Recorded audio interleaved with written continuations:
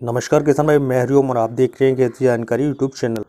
आज की वीडियो में हम बात करने वाले हैं गेहूं में पहले पानी पर कौन से खाद डालें जिससे गेहूं की फसल में पोषक तत्वों की पूर्ति हो सके, जिससे कल्लों की संख्या बढ़ सके, साथ ही पौधे की ओवरऑल ग्रोथ भी बढ़ सके। क्योंकि पहला पानी और पहला खाद सबसे ज़्यादा मैटर करता है कि आप यहीं से गेहूँ में ज़्यादा पैदावार ले सकेंगे, क्योंकि यह टाइम सबसे ज़्यादा इम्पोर्टेंट होता है। इसी समय पौधे और जड़ का विकास होता है। मुख्य जड़ अधिक गहराई तक बढ़ती है, जो मिट्टी से ज़्यादा मात्रा में पोषक तत्वों को एब्जॉर्ब करके पौधे तक पहुंचाती है।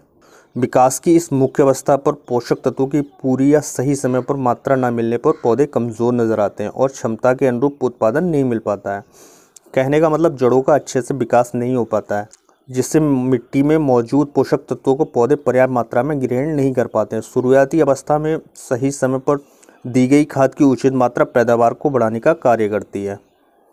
विकास की इस अवस्था में अगर आप कोई गलती करते हैं तो पूरी फसल आपको नुकसान उठाना पड़ता है, क्योंकि गेहूं की फसल का पहला पानी और पहला खाद आपके गेहूं की पैदावार का भविष्य तय करता है। जैसे तो कई सारे पोषक तत्वों की हमारी फसल को ज़रूरत पड़ती है, जिसमें हमारे 3 मुख्य पोषक तत्व होते हैं जिनकी हमारी फसल में बहुत ज़्यादा ज़रूरत पड़ती है।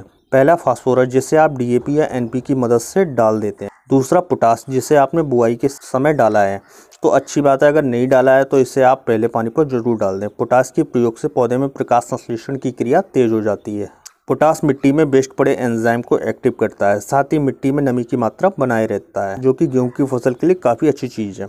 और पोटास का सबसे महत्वपूर्ण काम गेहूं की फसल में रूट्स के निर्माण में सहायता प्रदान करना है, जिससे पौधे पोषक तत्वों को एब्जॉर्ब करके स्वस्थ रहते हैं। तीसरी और सबसे इम्पोर्टेंट चीज़ नाइट्रोजन यानी यूरिया है, जिससे पौधे का वानस्पतिक विकास और क्लोरोफिल की मात्रा बढ़ती है। कम मात्रा या समय पर नहीं दिया गया यूरिया ज़्यादा तो नहीं पर कुछ प्रतिशत कल्लों पर असर डालता है, जिससे कल्ले कम देखने मिलते हैं। ये तो हो गई 3 मुख्य पोषक तत्वों की बात, जिसकी पौधे की इस मुख्य अवस्था पर सबसे ज़्यादा ज़रूरत पड़ती है।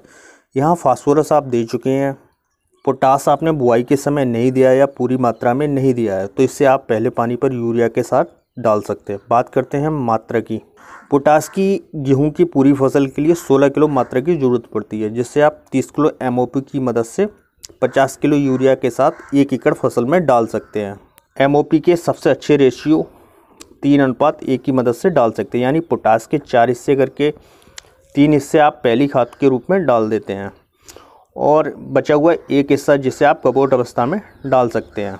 तो किसान भाइयों, पहले पानी पर यूरिया और पोटास के अलावा और किसी चीज़ की ज़रूरत नहीं पड़ती है।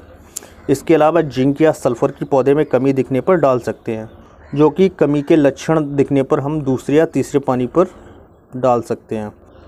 कई सारे किसान भाइयों को डाउट रहता है कि मार्केट में कई सारे प्रोडक्ट अवेलेबल रहते हैं जो दावा करते हैं कि आपकी पैदावार और टिल्डिंग बढ़ा देंगे।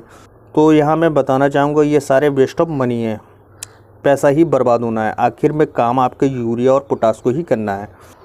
और गेहूँ में सबसे ज़्यादा ध्यान रखने वाली बात, गेहूँ का पानी देने का साइंटिफिक तरीका, यानी आप पहला पानी 30 से 35 दिन पर देते हैं। अगर इसे आप 20 से 21 दिन पर देते हैं तो नमी में पौधे के रूट्स का तेज़ी से विकास होता है और मुख्य जड़ ज़्यादा गहराई तक जाती है, जिससे तेज़ी से नए कल्ले भी आना शुरू हो जाते हैं। तो किसान भाइयों, ये तो थे कुछ तरीके गेहूँ में पहला पानी और पहला खाद देने के। वीडियो अच्छी लगी हो तो लाइक करिए, साथ ही चैनल को सब्सक्राइब करना बिल्कुल भी ना भूलें। जय किसान।